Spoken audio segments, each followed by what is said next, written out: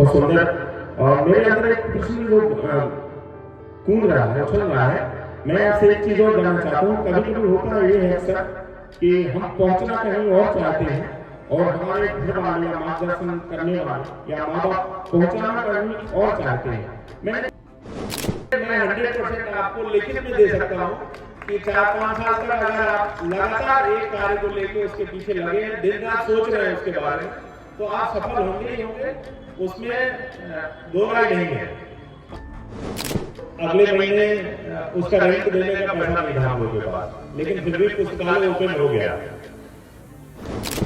पुस्तकालय में लगभग 6 महीने मैं अकेले सुबह 9 बजे आता था और शाम को जाता था, कोई आता नहीं था।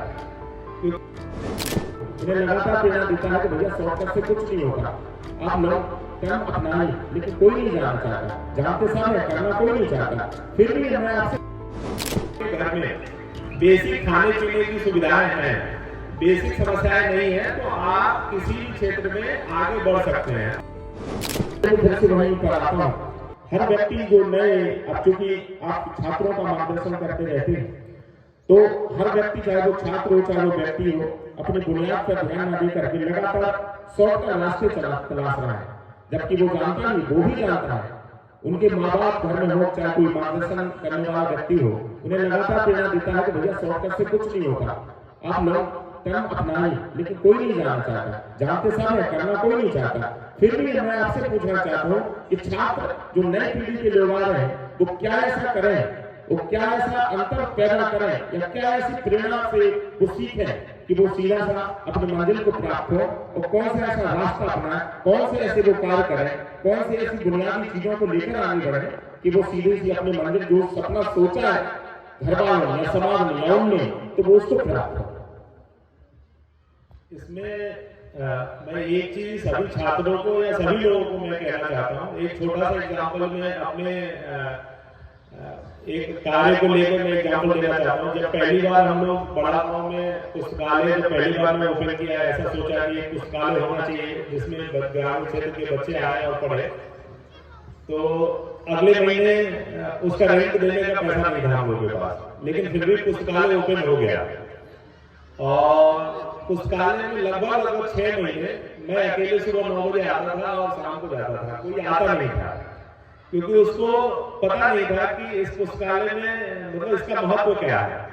मेरे कई दोस्त बीच बीच में मेरे से बोलते थे कि तुम यहाँ डेली जाते हो अकेले, और मैं शहर झांसी से आता था 12-15 किलोमीटर चल के सुबह 9 बजे, गर्मियों में मई जून में अकेले वहाँ दिन भर बैठता था। सभी प्रकार की पुस्तकें, कंप्यूटर, वाईफाई, सब चीज व्यवस्था थी, फिर भी लोगों को धीरे धीरे समझ में नहीं आया था उस समय तक। तो सभी मेरे दोस्त ये कहते थे कि आप उसको बंद कर दो, उसका कोई मतलब नहीं है वहां इन्वेस्ट करने का। फिर मैं सबको वो सांत्वना दिया कि जिस दिन एक आध दो लोगों को भी यहाँ से फायदा मिलने लगेगा तो उसका महत्व समझेंगे। और लगभग 3 साल हो गए हैं और उस पुस्तकालय में 100 लोग डेली बैठते हैं।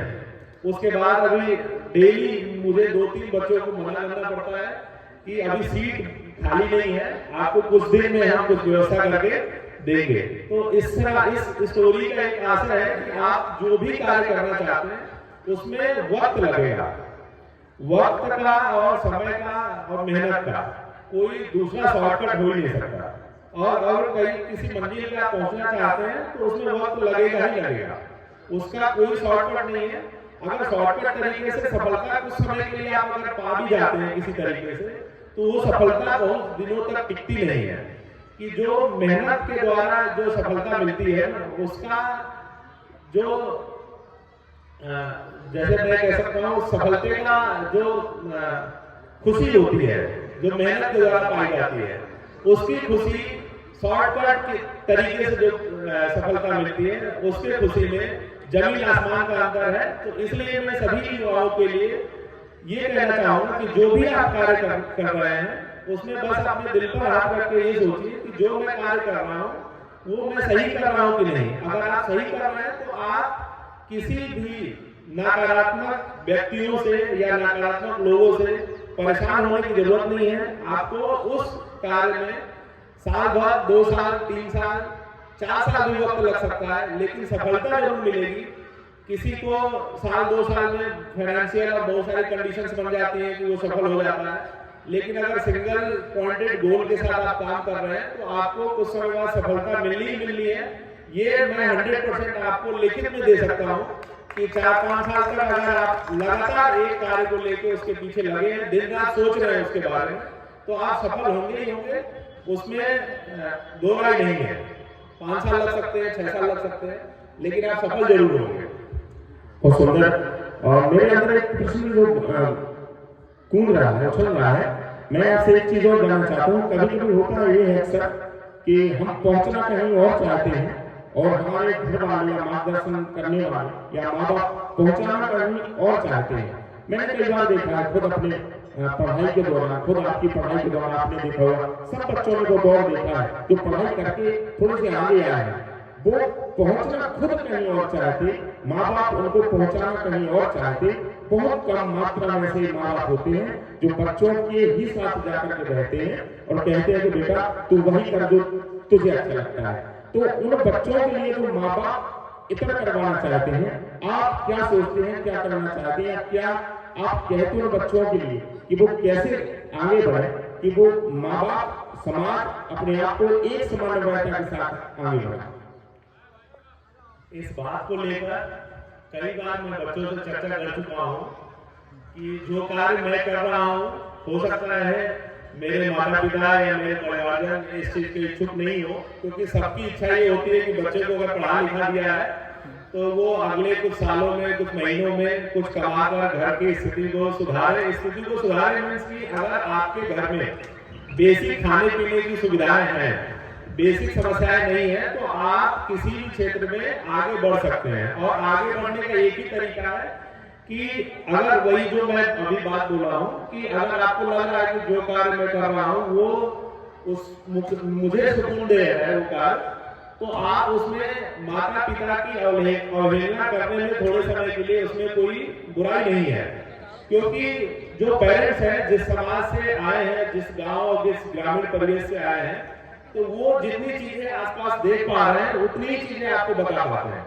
अगर आप शिक्षित हैं और शिक्षा की ललक है आप में और आप बाहरी परिवेश से जागरूक हैं और कुछ अच्छा करना चाहते हैं, आपको लगता है कि मैं इस क्षेत्र में कुछ अच्छा बढ़िया कर सकता हूँ, तो कुछ समय के लिए आप अगर पेरेंट्स अपने माता पिता की बातों की अवहेलना करते हैं तो उसमें बहुत बुराई नहीं है। अगर आपको लगता है कि मैं जो कार्य कर रहा हूँ बहुत सही कर रहा हूँ, क्योंकि आप उनकी स्थिति से आगे तभी बढ़ पाएंगे जब उनकी सोच के इतना कुछ सोचेंगे। क्योंकि वो जितनी स्थिति, जितनी ऊंचाई तक वो सोच पा रहे हैं, वो शायद अपने सामाजिक परिवेश की ऊंचाई में ही सोच पा रहे हैं। और आप जितने ऊंचाई तक सोच सकते हैं, शायद आपके पेरेंट्स उतनी ऊंचाई तक सोच ना पा रहे हो। तो इसलिए मैं सभी युवाओं के लिए कहता हूँ कि छात्रों को और युवाओं को ये कहना चाहता हूँ कि अगर आप कुछ अपने जीवन में अच्छा करना चाहते हैं और आपको अगर दिल से लगता है कि मैं जो कार्य कर रहा हूँ वो उस कार्य से मैं 100% संतुष्ट हूँ और समाज की भलाई के लिए या किसी भी क्षेत्र में भलाई के लिए हमारे लिए उपयोगी है, तो अगर कुछ समय के लिए आपके माता पिता या आपके पेरेंट उस कार्य को मना भी करते हैं तो आप उसमें आगे बढ़ सकते हैं। वो बस आपको समझना है कि आपके पेरेंट्स और आपके माता पिता को आपको किस तरीके से समझाना है कि मैं जो कार्य कर रहा हूँ वो सही कर रहा हूँ। तो मैं तो सबको यही कहना चाहता हूँ कि कुछ अपने पंख खोलिए और समाज से इतर जितनी सारी चीजें अगर करना चाहते हैं वो करिए, क्योंकि जब तक आप वो सामाजिक दायरे से तोड़कर बाहर नहीं निकलेंगे, उससे इधर कुछ सोचेंगे नहीं, अपने पेरेंट्स के इधर कुछ नहीं सोचेंगे, तो कुछ नया आयाम नहीं हासिल किया जा सकता। फिर आप उसी दायरे में फंसकर रह जाएंगे और उसी में जीवन गुजर जाएगा। तो सबसे यही मेरी इच्छा है कि सब लोग कुछ नई नई चीजों को सीखें, नई चीजें करें।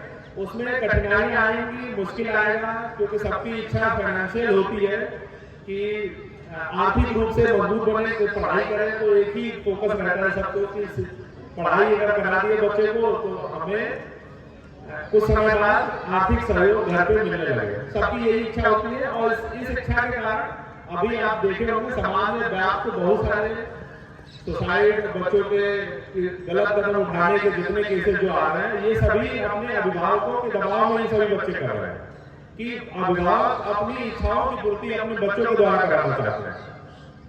तो उस बच्चे की तो कुछ इच्छा है, वो बच्चा तो कुछ करना चाहता है अपने जीवन में, तो अपने बच्चे की इच्छाओं की ध्यान में रखते हुए सभी पेरेंट्स से मैं आग्रह करूंगा कि वो जो करना चाहते हैं उस कार्य में, अगर वो कार्य अच्छा है, कोई बुराई नहीं उस कार्य में और समाज को पीछे धकेलने का कार्य नहीं कर रहा है, तो उस कार्य में आपको हर कदम पर सहयोग करना चाहिए और त्वरित सफलता के पीछे अपने बच्चों को भागने के लिए बिल्कुल नहीं कहना चाहिए।